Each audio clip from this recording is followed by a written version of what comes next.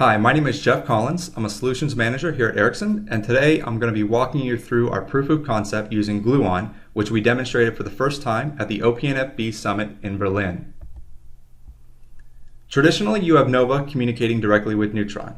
Gluon sits between Nova and any networking backend you may have, like Neutron or Open Daylight. Nova only needs to know the port and binding information, which is what Gluon is responding to Nova with. Gluon is the port arbiter here. Southbound of Gluon, we have networking APIs called protons. Protons are created using something that we've called a particle generator. We take a YAML descriptor file containing your APIs as the input into a particle generator, and then the particle generator creates the protons, which contain objects, database schemas, and REST APIs. The only requirement for the new APIs is a logical port for the virtual machines. The Proton or networking API we've created for this demonstration is the L3VPN API. In this demonstration, we have two OpenStack instances running.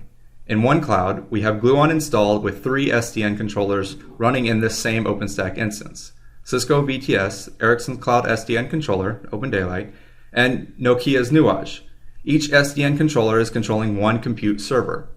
In the second OpenStack cloud, we have Juniper Contrail installed by itself without running Gluon at this point. In addition to running Gluon, we'll be demonstrating interoperability between all 4 of the SDN controllers. Each SDN controller has a full mesh of connections using BGP.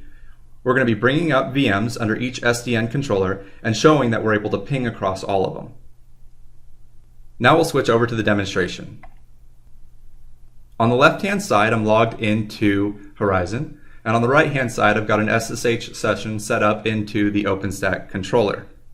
Within Horizon, we can see that we have 2 VMs that are currently up and running under the Ericsson Cloud SDN controller, and I'm going to log into one of them, into the console, so that we can see what's going on.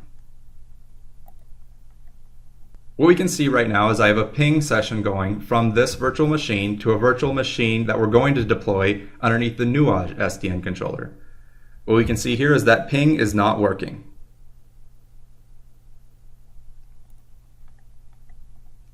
I'm going to come over to the OpenStack controller, and using a standard Nova command, no changes to it, I'm going to boot up a VM underneath the Nuage controller.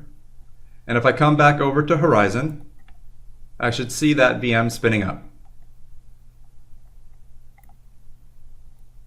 which we can see here. It is in the process of booting up. Now when that completes, we'll come back over to the console port and we'll see ping start to work. Now that our 2 VMs are working, let's take a look at the L3VPN Proton. When a Proton is created, the CLI for that Proton is also generated. I've executed a VPN port list under the Proton, which is showing me the VPN instance to port bindings. The responsibility of the Proton here is to bind or map the L3VPN service to a port. It's the Gluon module itself that binds the port to a VM and stores mapping of the ports to a networking backend Proton. And in this case, the networking backend service is the L3VPN Proton. By using this kind of architecture, you're free to decide what a service might be.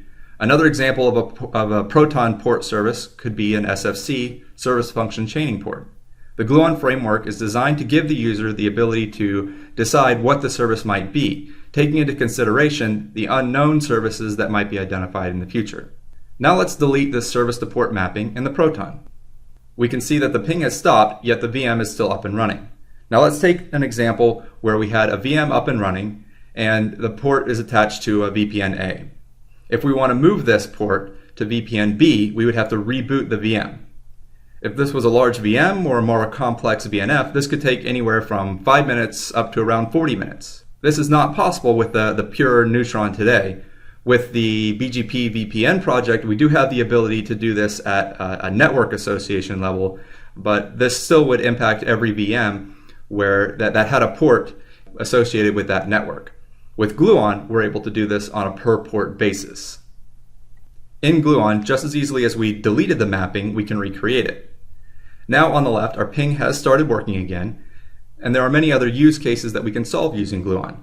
Upgrades, migration strategies become easier. The Gluon framework is designed to allow for innovation here, for solving use cases that we may be currently struggling with or use cases that we haven't quite thought of yet. From the Gluon project perspective, we've now created our OpenStack project, and we're now in the process of uploading our code and documentation. We've got a great start, but there's still a lot of work to be done, and we are looking for people to come and help us. Our project requirements are actually being driven through the OPNFV Net Ready project, and our code is being developed in the OpenStack Gluon project. Links are in the slide deck. And we do have our weekly meetings set up, and our IRC chat session will be announced shortly. Thank you.